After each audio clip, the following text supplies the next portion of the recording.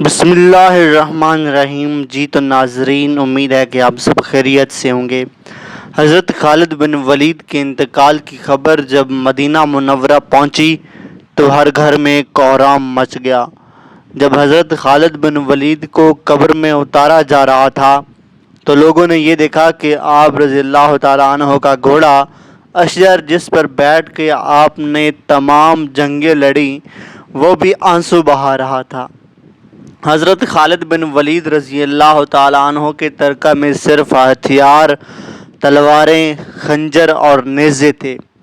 ان ہتھیاروں کے علاوہ ایک غلام تھا جو ہمیشہ آپ کے پاس رہتا تھا۔ اللہ کی یہ تلوار جس نے دو عظیم سلطنتوں روم اور ایران کے چراغ بجھائے، وفات کے وقت ان کے پاس کچھ بھی نہ تھا۔ حضرت رضی اللہ تعالیٰ عنہ نے جو کچھ بھی کمایا وہ اللہ تعالیٰ کی راہ میں خرچ کر دیا، ساری زندگی میدان جنگ میں گزار دی۔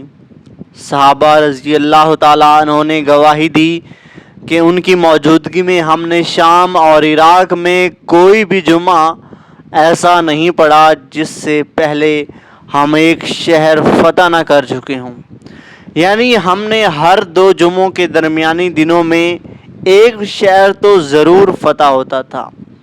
بڑے بڑے جلیل القدر صحابہ رضی اللہ تعالیٰ عنہ نے حضور صلی اللہ علیہ وآلہ وسلم سے حضرت خالد بن ولید رضی اللہ تعالیٰ عنہ کے روحانی تعلق کی گواہی دی۔ خالد بن ولید رضی اللہ تعالیٰ عنہ کا پیغام مسلم امت کے نام: موت لکھی نہ ہو تو موت خود زندگی کی حفاظت کرتی ہے، جب موت مقدر ہو تو زندگی دوڑتی ہوئی موت سے لپٹ جاتی ہے۔ زندگی سے زیادہ کوئی نہیں جی سکتا اور موت سے پہلے کوئی نہیں مر سکتا۔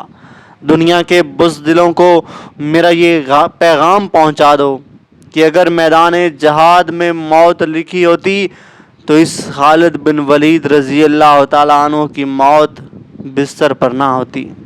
امید ہے کہ آپ کو یہ ویڈیو پسند آئی ہوگی۔ اگر آپ کو یہ ویڈیو پسند آئی ہے تو پلیز ویڈیو کو لائک اور چینل کو سبسکرائب ضرور کریے گا۔ اللہ حافظ۔